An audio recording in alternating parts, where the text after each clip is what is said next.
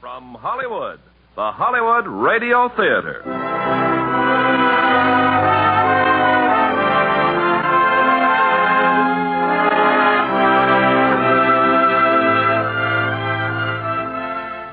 Tonight, we present Mildred Cramp's exciting romance, Cynara, starring Mr. Joseph Cotton.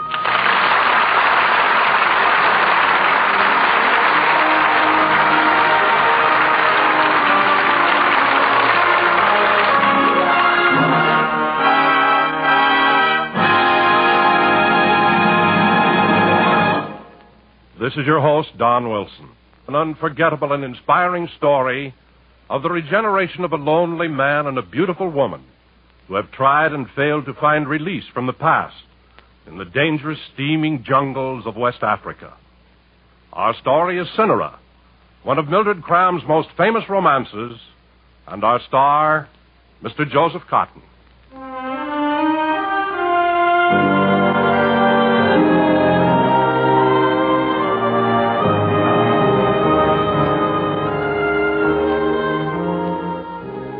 I cried for madder music and for stronger wine. But when the feast is finished and the lamps expire, then falls thy shadow, Cynara, and the night is thine. And I am desolate and sick of an old passion, yea, hungry for the lips of my desire. I have been faithful to thee, Cynara, in my fashion.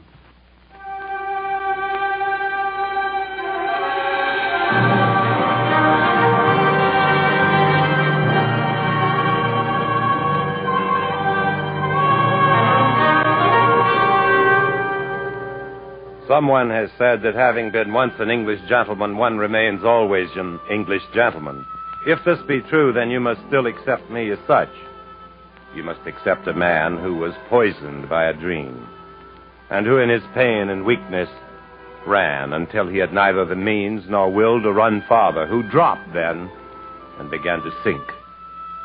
A man to whom England and the dream became at last dim memories, blurred by the smothering reality of the present, the stinking Kiri jungle, the boiling sun of Africa, and the river. As slow and sluggish as time itself, its waters rolling on endlessly, unheeding and uncaring. A man with only one last hope, death and peace. But time, like the river, has a way of eddying back upon itself and returning upon occasion things lost in the past. And time, it is said, rules all creatures, even an English gentleman. Tuan! What now? Tuan! Save your breath, you confounded idiot. Tuan! Tuan! What's the matter? What do you want? One fella Tunket Tuan. Me bring him. Tunket, a letter? For me? Fella belong to Lady Post. Him say, bring him chop chop. Here, give it to me. A letter? 800 miles up the Kiri River, 5 miles from the last trading post. A letter. Good Lord. From Margaret.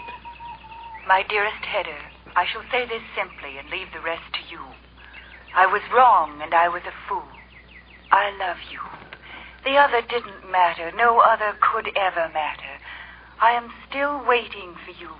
Still want to marry you. Now and forever. Your own... Margaret. Finally, after so long, and... Now it's very funny. I was wrong. I love you. What a joke. Tuan, you fella marking paper, me take him all the same chop. Get out, go on. Tuan, no hit him, fella boy. Why did you have to find me? Why couldn't you have lost it? Go on, get out. No hit him, Tuan. You fella go. Waiting for you. Dearest Hedda. Now and forever. Hedda! Waiting to marry you. Hedda!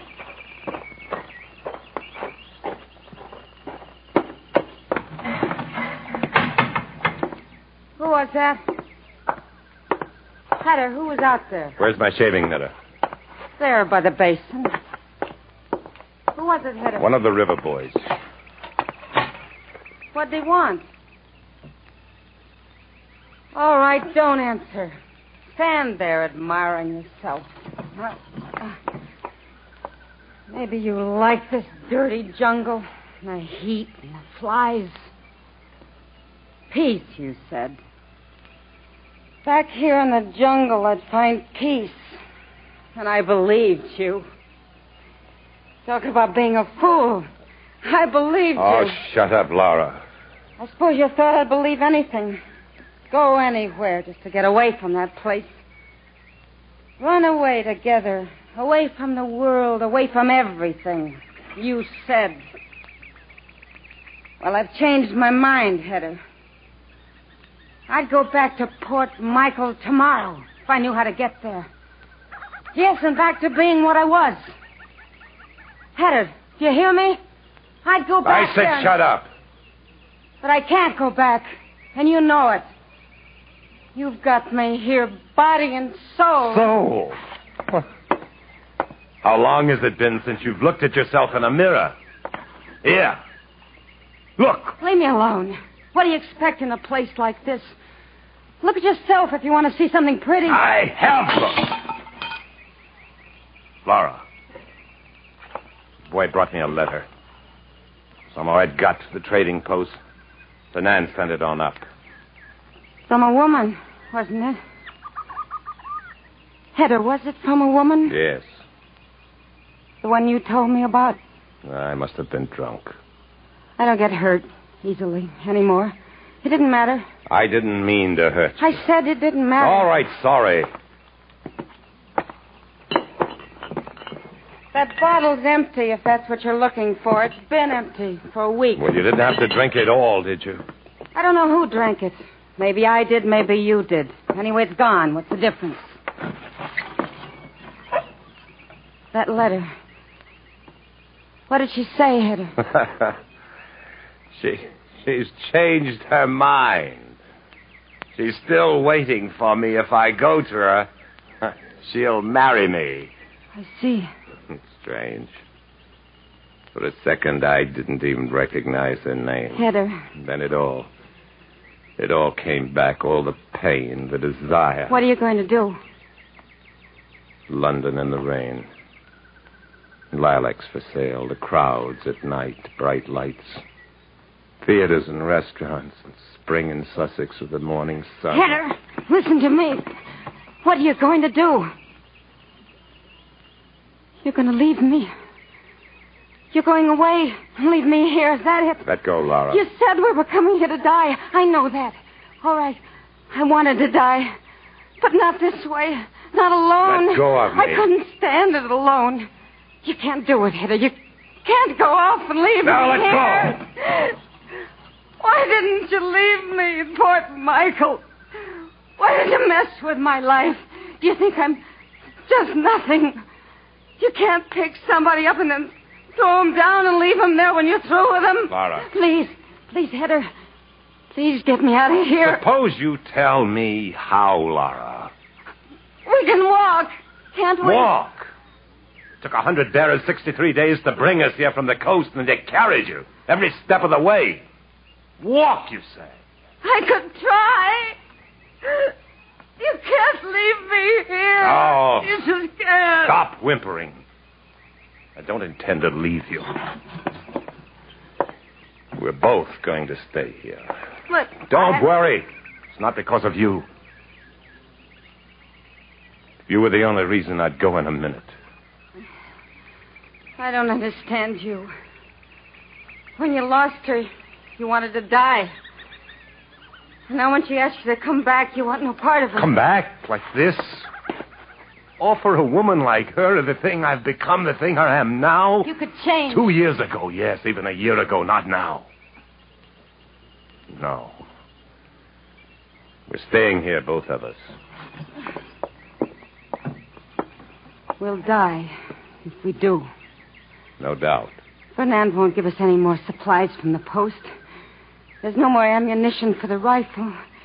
We can't live on just fish. Hedda, let's get away from here. I want to go back. Back? To what? Port Michael, the sailors, and the stevedores? I'd be different this time. find a new life. This time, I'd fight. Fight how? I don't know how, but I would. I know I would. Please, Heather, we could try at least. Suppose we did get through somehow. Come slinking out on the coast like a pair of animals. Then what, Laura? You could walk into Clara's place in Port Michael and say, "Here I am, boys, I'm back." No, and I I wouldn't. could go on to London and say, "Well, I'm here for the wedding. Look me over." I have been faithful to thee, Cynara, in my fashion. Cynara. Is that her name? The name in a poem. I like it. You like it, you stupid little fool. You detest me, don't you? Yes, but I detest myself even more. All right, Laura. We'll have a go at it. Heather. Fernand might give us a few supplies from the trading post. Cartridges, a canoe. We'll be glad enough to get rid of it. We'll make it through. I know we There's will. not a chance. We'll die in the jungle. Die fighting it, trying for one more mile, tearing our hearts out. Today, Heather. Let's go now. And all for what? For the Port Michael waterfront and a dead dream in London. Can't you see it, Laura? That's what makes the whole thing so amusing. That's why it's worth a try. Just one great big pointless joke. We'll leave tomorrow.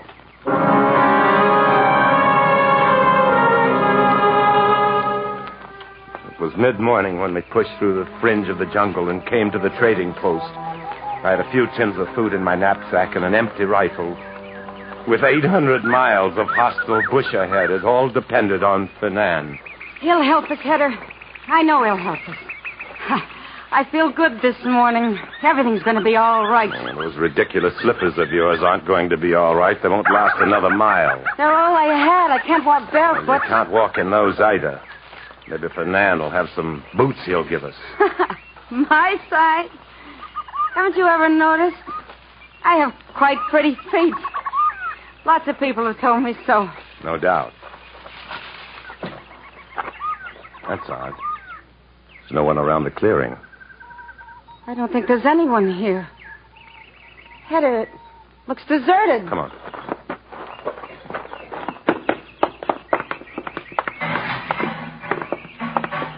Empty.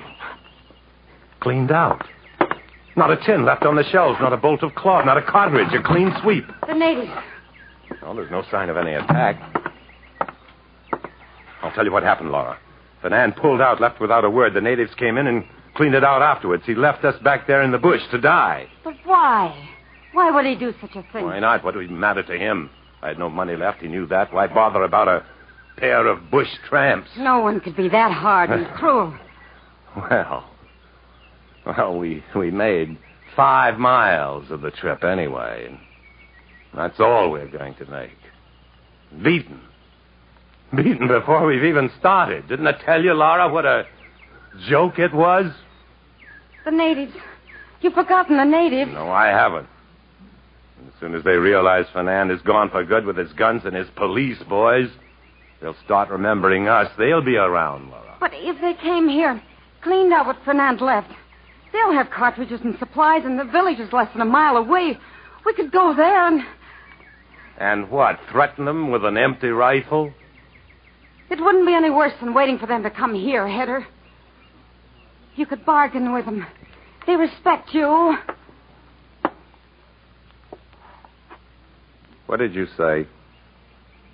They respect you, Heather. All right. We'll have a try at it.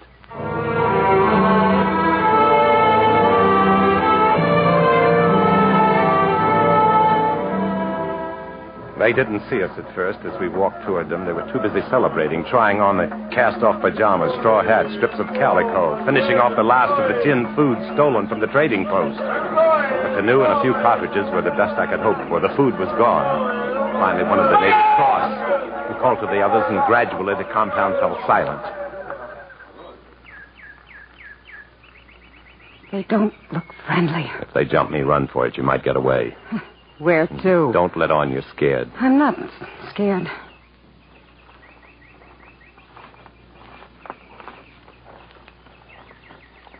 You fellow, what do you want? Me fellow make him talk. Talk number one, boy. You bring him fellow chief. Me fellow chief. No good, you fella. Walk 'em long trading post. Take 'em all same belong to me. No belong you. All same belong all me fellow. Bonda, Vino Ganze Vigo. He says the stuff belongs to them now. No, but there must be some way. You, fellow chief boy. You make 'em listen. By and by, man belong to trading post. Walk 'em here. Bring 'em all a fellow police boy. Bring 'em all together. Musket. Pass 'em all as fellow boy. Lock 'em up. You catch 'em talk. Me catch him talk. You talk gamma. Oh, say make afraid. Man belong to lady pose. Walk 'em far, far long river. No walkie here no more time. He knows the man has pulled out. He knows he's got us. You tell him what name this got. Your wristwatch, Heather. Oh, they call him Tick-Tick. All same, make 'em talk. You listen. You fellow chief boy, you want him? What you give him this Tick-Tick? What do you fellow want? Want him lick-lick paddle boat go water. Want 'em all together bang bang belong musket. Can do? Can do. Give him tick-tick. Here. You catch him bang bang. Catch him paddle boat alongside river. You fellow walk him chop chop. Come on, Laura, before the novelty wears off and he changes his mind. You were wonderful, Heather. I was scared You was half to death. scared. What do you think I was? You didn't show it. You were wonderful. Here, into the boat. Up front, quickly, before the thing of stopping us. All right.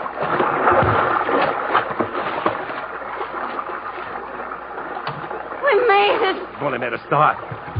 It's a long way yet to the sea. If this river even reaches the sea. We'll get there. Wonderful. No, you're wrong, Laura. I was lucky, that's all.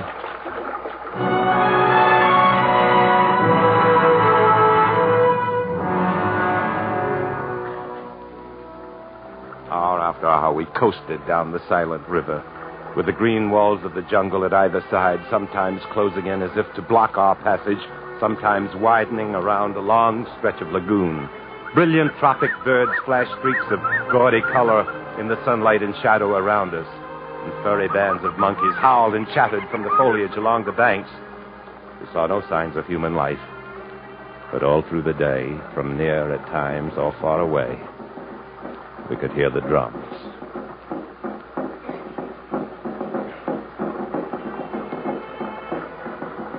Night came and we pushed on, Laura sleeping fitfully in the bow, while I did little more than keep the boat toward the middle of the channels, letting it drift with the current. Finally dawn and the long hours of another steaming day, and still we pushed on, trying to escape the drums, not knowing their meaning, but fearing them.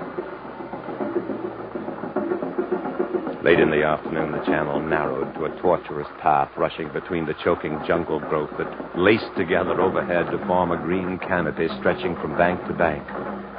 Now the drums were very close. Heather, those drums, they must mean something. Signaling. That's why I didn't want to camp last night. Step 1 foot ashore and anything could happen. But we'll have to sometime. Maybe tonight. Looks as though there's a lake or lagoon ahead of us. It'll be dark in a little while. There might be an island or a point where we can slip ashore. It's these narrow stretches that are... What is it? Natives. Both banks, the jungle swarming with them. Laura, get down. Arrows. They're shooting from the trees. No use fighting back. There are dozens of them, hundreds maybe. Laura, can you swim? No. What are you going to do? Tip the canoe over. I'll stand up in front and pretend I'm wounded. Heather, Be no. quiet, quiet, listen. Hang on to that cross brace in front of you. When the canoe goes over, you'll be under. Stay under it and hang on to the brace. But I'll drown, Heather. Plenty of air trapped under the canoe, understand? Yes. One more thing.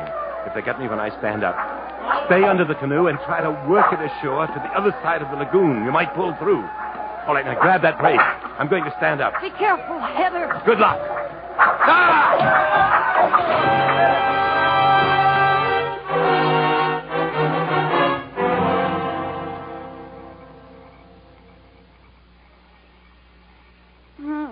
Heather. Easy now. Heather. What is it? What happened? You fainted in the water. I got you ashore here. But it's night. The stars are out. You've been asleep. Feel better?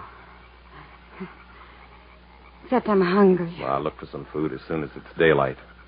We lost the rifle and all the supplies. And we lost the boat, too, Laura. Heather. Getting ashore, I couldn't hang on to it. The current got it.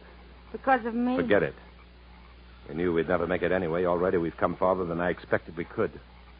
Are you afraid to expect things? Not afraid. I don't want to expect anything. Thank you for my life, Heather. Why did you do it? I was no good to you, but the boat was. You could have let me go and kept the boat. Stop talking like a fool. Do you hear voices? Voices? It's a river. Jungle sounds. It sounded like voices. Millions of voices. I'll try to sleep now. Good night, Heather. And I sat there and listened to the jungle and the night and the river.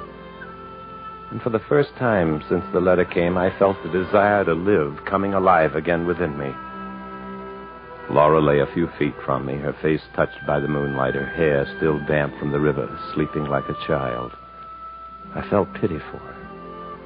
And responsibility. I'd brought her this far, and somehow I'd get her to the coast. It was a matter of pride, I felt. And perhaps I could go back to Margaret again and go back once more as a man.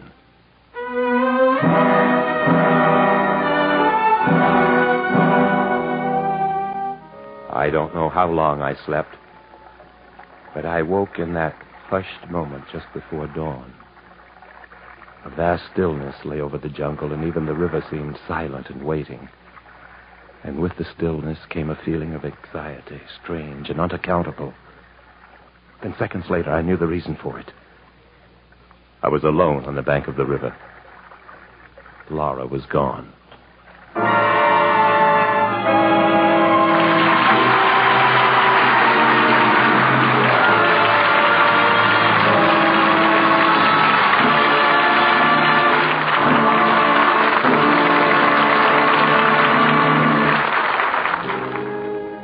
Moments passed while I struggled to come fully awake, to shake myself free of the dreaming.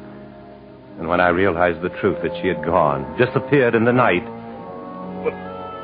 at the first instant I had accepted my responsibility for it, made of it a base on which to build anew my pride and honor. I'd failed and lost her. I felt somehow that losing her meant losing Margaret, too. I found her footprints, those silly tour slippers. Followed them where she'd pushed through the undergrowth. I came upon a fresh trail, hacked through the jungle, where a safari had passed within days or hours. And along the trail, a quarter-mile down the river, I finally found Laura. She was sitting in a camp chair, holding a rifle across her knees. Near her lay the body of a man. You came. Oh, I'm glad, Heather. I didn't know what to do. Did you kill him? No. It's Fernand, isn't it? Yes. He was lying there like that when I stumbled onto them last night. Them? Natives. Dozens of them. I recognized some of Fernand's servants. His police boys, as he called them. They were going through these bundles by torchlight, tearing them open. Mutiny. When they saw me come out of the jungle, they dropped the guns, everything. I suppose that was a pretty frightening sight. My clothes torn to ribbons, my hair streaming. They took you for a ghost. They just disappeared in the bush. I stayed here the rest of the night, but they haven't come back. All night? Here alone? You must have been terrified. I was. Laura, you're a brave girl. I was lucky. That's all. All his equipment, supplies. They've hardly been touched. Rifles, Food, clothing, shoes, even a portable canoe. Laura, you know what this means? We've got a chance again. You sound as though you're glad. I am. I'm starting to want to live. I'll get you through to the coast. Here, look. Fernand's clothes, a linen suit. It'll be too big for you, but it's better than what you've got. And canvas shoes. Maybe if you lace them tight, there'll be some help here. Get into them. All right. I'll be a moment. And be quick about it. Daylight now. Those boys will get their nerve up and come back to finish the job. I'm hurrying. I'll only be a minute. I'll get the canoe loaded with food, ammunition. We can drag it through the bush to the river. We'll eat after we get out in the channel. What about Fernand? Did his own men kill him? Probably. The ones he always said he understood so well. He understands them now, at least. It'd be awful to die like that. Alone, people that hate you. I feel sorry for him. He didn't feel sorry for us. How are you coming along? I'm almost dressed. You were right, Heather. It is too big. Laura, why did you leave last night? Wait for me to go to sleep, then run away. Laura? I heard you. Then why don't you answer? Forget it, Heather. What's the difference? It worked out all right. We got this out of it. I'm ready now. All right, let's go.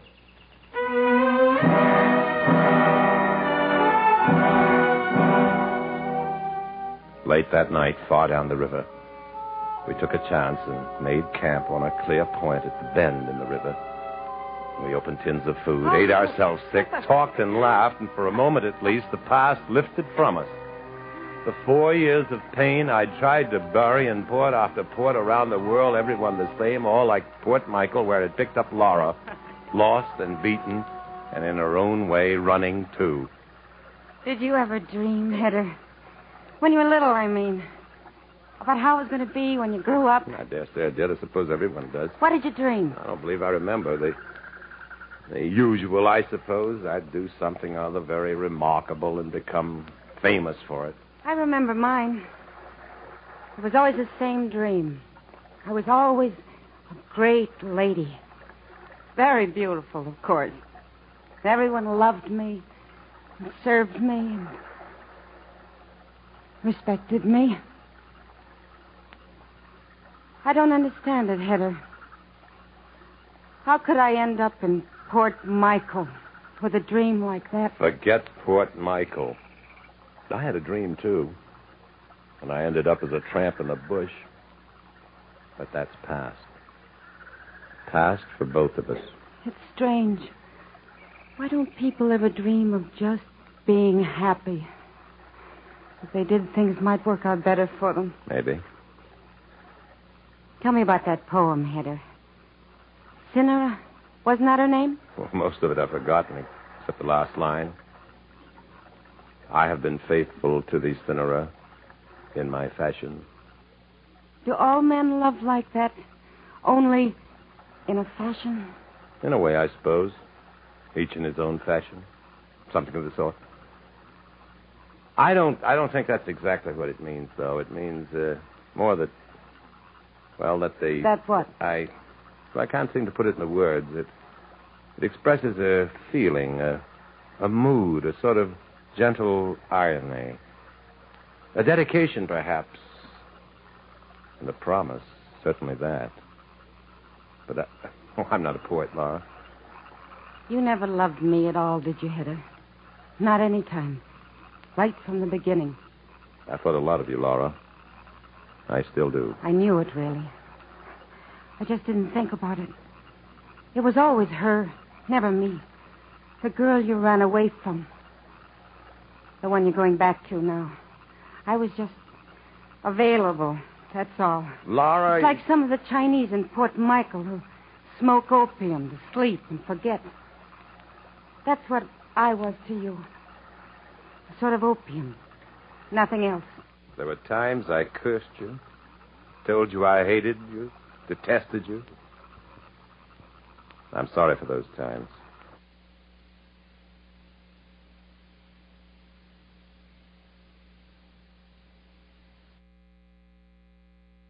only hated and detested myself. Can you understand? Perhaps. But it doesn't matter. How could you love anyone you couldn't respect? And I had no respect due me. I followed you without even questioning. Respect. That's what I have to find again. A respect for myself, inside. You'll find it. You are finding it now. I guess both of us are changing. Maybe before long we could look in a mirror again. You could. When I pulled you out of the water and you slept in the moonlight, I watched your face. It was changed. Washed, fresh and clean, like a child's face. The moonlight plays tricks, Hedda. Why did you run away while I was asleep? Because you'd saved me and lost the boat. And I saw how things were. Alone, you'd have a chance. I was only a hindrance. My reasons for wanting to get out were only selfish ones, but you had her waiting for you. And a new life waiting. Laura, no. I thought maybe God would be just as pleased if I died back there. Without doing even worse things than I've already done. So I ran away, that's all. Don't ever do a thing like that again, do you hear me? Don't ever do it. Would it matter? Of course it matters. I've promised myself I'll get you out of this and get us both out. But you'll have to help. You've got to keep up your nerve and fight. I will. I am. In my own fashion, Hedda. It's going to be a fight for both of us. But remember one thing. We're in this together until we reach the coast. Yes. Until we reach the coast. Will you help me? Well, I guess that's the least I can do, isn't it? Help you keep your pride, your promise, and be faithful in your fashion.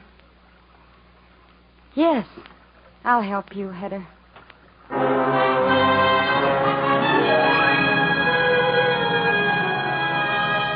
Days later, we broke from the sweet decay of the jungle and moved into the broad reach of water that swept on to the plains and lowlands beyond. We were more than halfway to the coast. The worst lay behind us. But then, without warning, the smooth channel broke into a raging torrent that carried us against the sharp black rocks and foaming whirlpools of a long stretch of deadly rapids. Minutes later, our canoe was gone, smashed, and we were struggling in the ugly water. How we got to shore alive, I don't know, but we did. And once again, we were on foot and still 300 miles from the coast.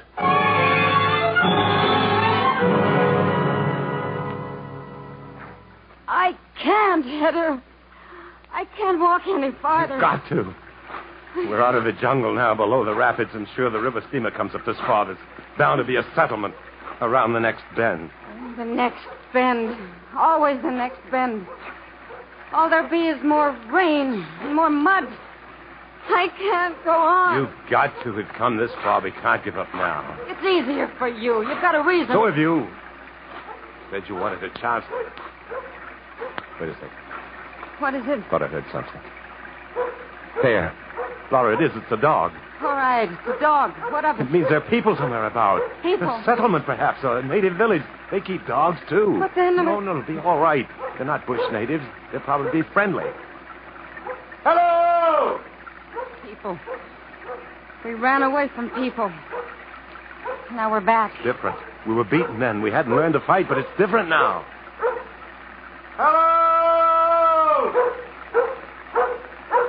There, through the trees. Someone's coming. Here we are. Over here. It's not a native. There is a post. We can get food, supplies. Maybe there'll be a steamer to the coast. Laura, we've won again. Yes. We've won again. I saw your canoe smashed carried past the boat. Knew it meant trouble. I come looking for you. Are you all right? Tired. Hungry, otherwise all right. You're English, aren't you? All right. Run the post for a French company. It's the last port of call for the river steamer. My name is Belgram. I'm Hedda. Your wife? No, this is... Miss Jones. Pleased to meet you. A rotten spot for a woman to be in. We're trying to get to the coast. Yes, of course. Well, there's no point standing here in the rain. Come along. I'll put you up, naturally. 3 rooms in my bungalow. Nothing fancy, but comfortable. Day clothes, some trade stuff for the lady. Kimonos, robes, slippers. Very kind. I'll pay you back somehow. Oh, forget it. We'll work it out later. Be good to have some company for a change. I've been alone too long. A pretty woman, especially. It's been a long time since I've seen a woman, miss. What a shame. You must get very lonely. Oh, yes, quite often. I'll give you my note for our food and supplies. I have no cash, though, until I get back to England. Now, don't worry about it, Mr. Hedder. Things will work out.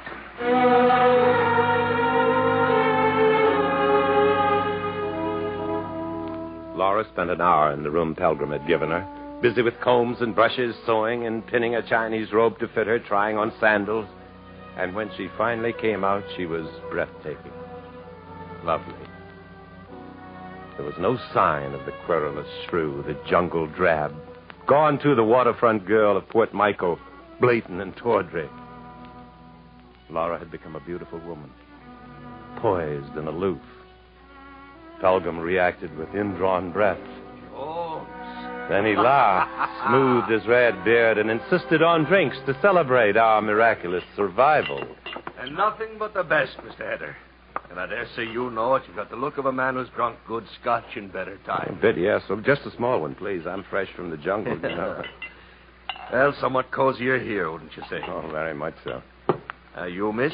Only a little one, just to celebrate. Remarkable how a pretty girl can change a man's outlook. It changed the whole looks of a place. Well, to the Queen, and to a very pleasant relationship among ourselves. Queen. Queen. Doesn't it ever stop raining here? Oh, it's the season for it, my dear. Keeps one pretty well confined to quarters, so to speak. Not what I'd call a hardship, though. Not now. It's depressing. I don't like it. Well, fancy that now. Fresh out of the bush and a little rain bothers you. That was different. Yes, I dare say it was. A bit of good fortune, Mr. Hedder. Having her company all to yourself for so long. Yes, it was. Yeah, no wonder you went into the rapids to pull her out. That'd be a shame for a little thing like this to get away.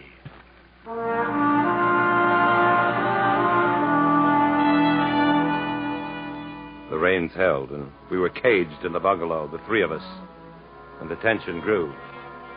Pelgrim became more annoying, more outspoken in his remarks to Laura, and she, on her part, did little to check them, seemed not even to notice she played cards with him, laughed sometimes at his stories, but mostly sat silent and aloof, lost in her own thoughts.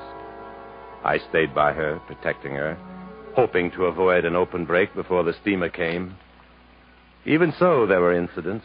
I don't understand you quite, Mr. Hedder. In what way? Oh, she's told me a bit of the story, you know. It appears you have no claim, and probably not much interest, and yet you insist on making a confounded nuisance of yourself. I'm responsible for her. I think it's you who's being a nuisance. Odd she don't tell me so herself. Yeah, she assumes I'll do the telling. You don't understand her. Oh, I understand her right enough.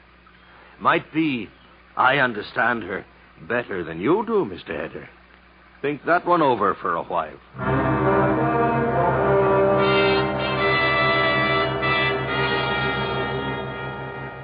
Well, what is it you expect me to do, Hedder? Stay locked in my room all the time? Of course not. I know what I'm doing. Doesn't look that way. Hedder, you're not jealous, are you? Jealous? Is that the only way you can see it? Why would I be jealous? I don't know, Hedder. Why would you?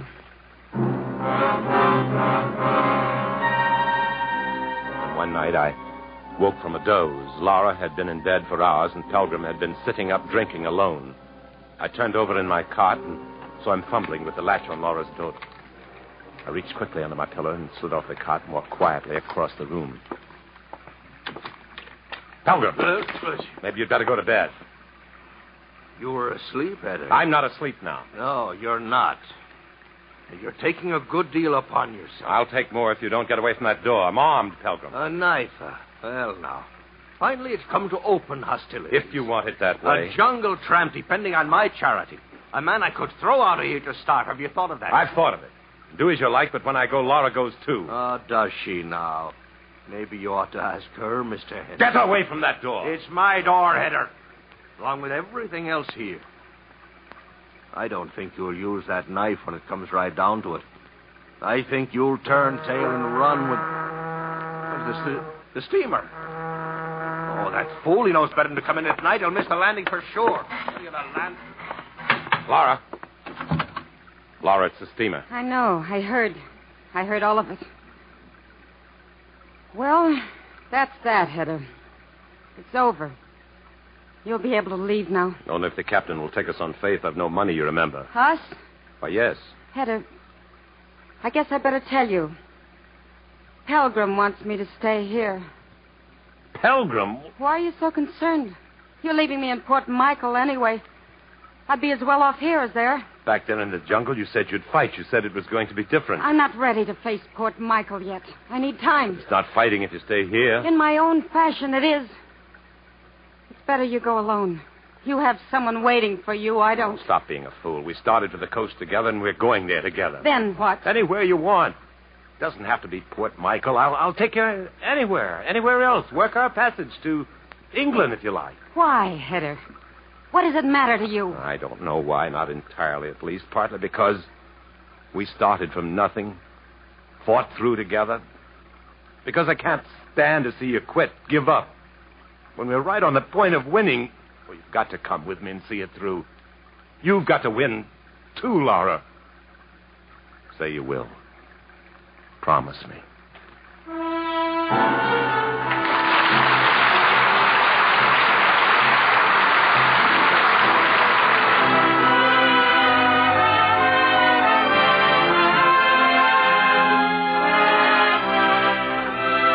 We pause now for station identification.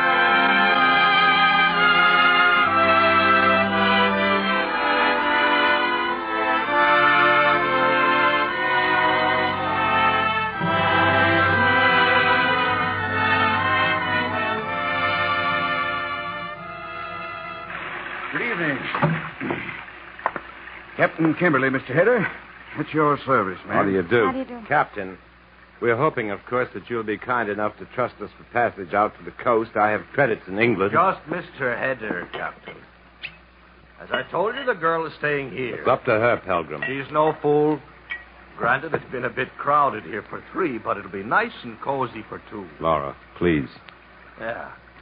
Speak up, Laura. Tell him how he stands. Captain Kimberly, we would both be very grateful if you could see your way clear to take us. The ancient throbbing engines of the steamer, aided by the current, pushed the long miles of the river behind us, and the coast came nearer and nearer. The rains passed, and we spent the days lying under the sun awnings and many of the nights on the open pilot deck beneath the stars. Now that we'd come close to the end of our journey, Laura fell into long silences, and when she spoke, her words were often strange. Can you smell the flowers on the bank? Those big red ones, I think, that grow on vines. Yes, Floribunda or some such name. Must be a lot of them along here. I like to smell flowers at night when you can't see them. There'll be flowers in England this time of year. I suppose. I'd like to go back to England again sometime. Then come with me now. I can arrange passage somehow. No, Hedda, not now. Why not? You don't have to stay in Port Michael, you know. I'm not going to Port Michael. You... Captain Kimberly has a house in Bangkok at the mouth of the river. He needs someone to take care of it while he's away. A housekeeper. Can you imagine me as a housekeeper, Hedda? I can imagine you as anything you want to be. That's strange. I can't.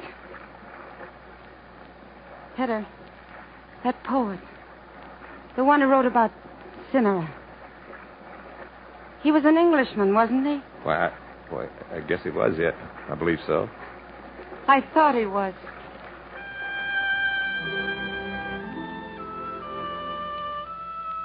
Then, too, as the coast neared, my thoughts turned more and more to the letter that had reached me across the miles of sea and jungle. Lifted up from despair and degradation, was even now drawing me home to England once again, and to the dear remembered voice behind the letter. I was wrong and I was a fool. I love you. The other didn't matter. No other could ever matter. I am still waiting for you. Still want to marry you. Now and forever. Your own... Margaret. The one reason I'd learned to hope again, to desire, to live. Then one morning we tied up at Bangor for a 3-hour layover before heading on up the coast to Port Michael. I went with Laura to Captain Kimberly's home.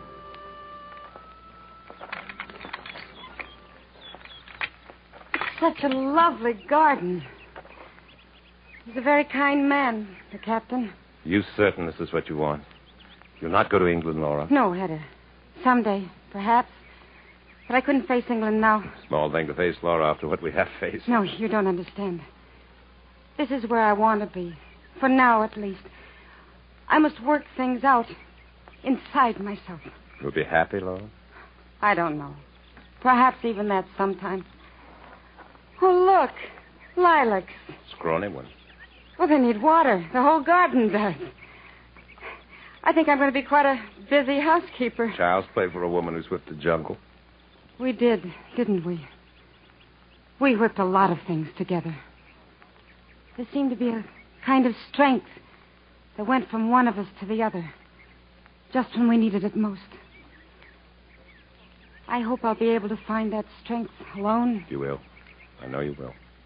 You see, it's different with you, Hedda. You're going to something. I'm only going away from something. Oh, Laura... What is her name?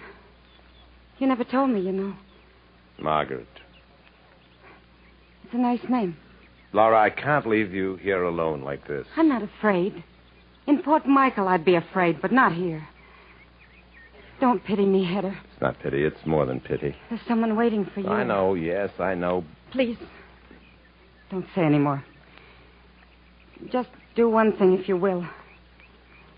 Don't laugh when I ask you. What is it, Laura? Kiss me. Laura. Goodbye, Hedda. Go now. Please.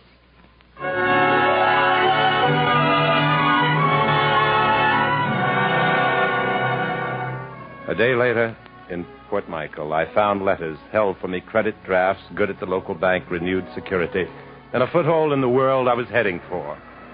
I caught Captain Kimberly on board the steamer just before he headed back to Bangor and paid him our fares. Yes, I knew the drafts and credits were waiting here for you, Mr. Hedda.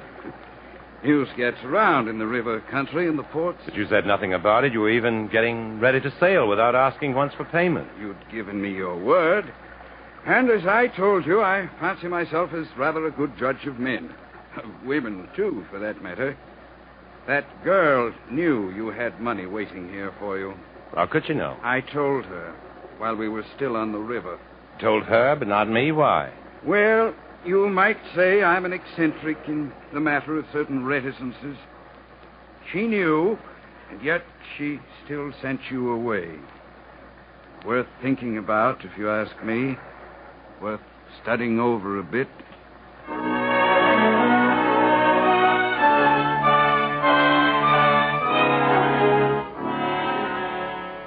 And finally, almost 4 years to a day from the time I'd left it, London once again. And all the old remembered sights and sounds, strange at first, then his memory caught up to the present in a surging rush, well known once more and loved. I'd crawled away once like a dog, come back now as a man, back home again to London. Then the same familiar drawing room I'd known so well, the same thick rugs, the bell clock on the mantel, the tapestries and draperies, and the same sharp pounding in my breast as I waited. Margaret.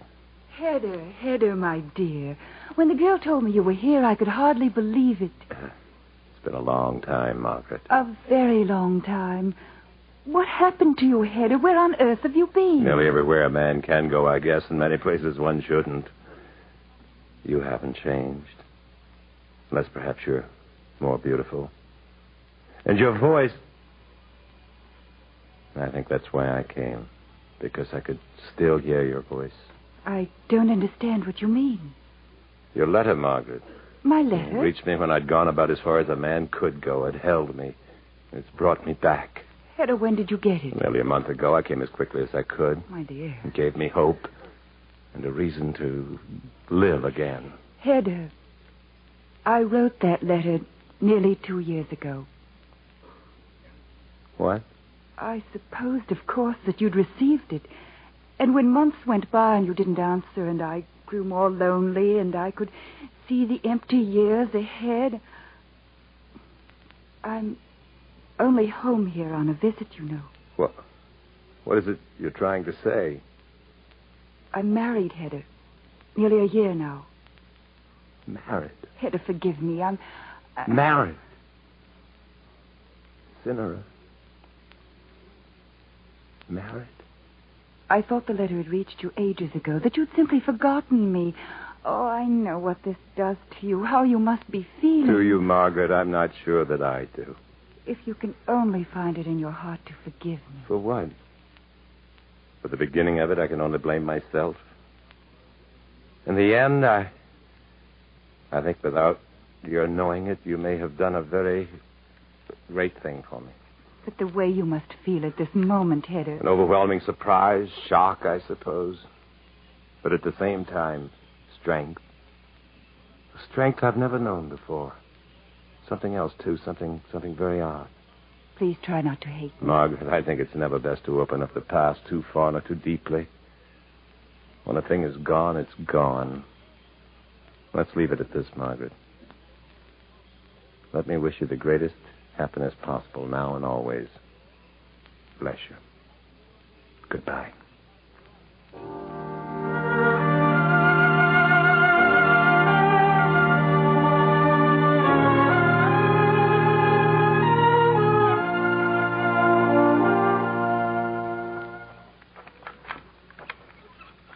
Laura? Laura? Heather. I came back, Laura. Yes. I should never have left. Is she... She's not with you? No. Look, Heather. Look what I've done to the garden. And all in such a short time, really. Aren't you proud of me? I'm very proud of you. Except for the lilacs, of course. I couldn't do much with them. I think it's because the climate here isn't right for them. Have you been happy, Laura? Happy? No. I've had peace. I've been content in a way. But not happy. What was it, Hedda? Why didn't you stay? She's married. That letter was written 2 years ago. Oh, I'm so sorry. Don't be. I'm not. I had to go back. I'd never have known if I hadn't. I saw her and she told me. And it didn't matter at all. I had to leave quickly, tell her goodbye and leave because she'd expect it to matter and it didn't. I didn't know why it didn't. And then you came back. Laura, there's no fool like an English fool. You weren't a fool. You did what you had to do. I should have known back there along the river. Not before. Neither of us could have known before. We weren't even the same people then that we are now, but certainly somewhere along the river. Known what, Hedda? That I love you. Not her, but you.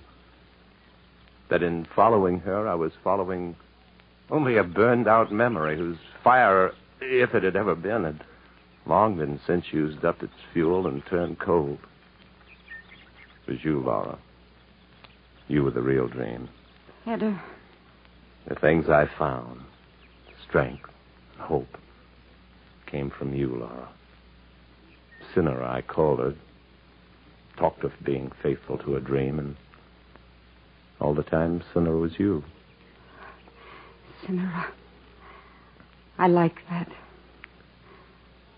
I love you, Hedda. I guess you knew that. No, my dear, I only hoped. And prayed a little, too, in my fashion.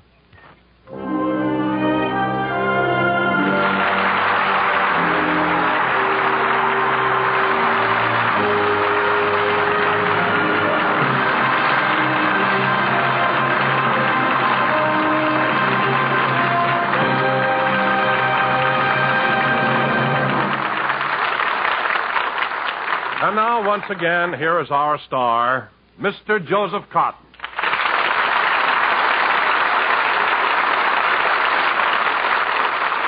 Thank you.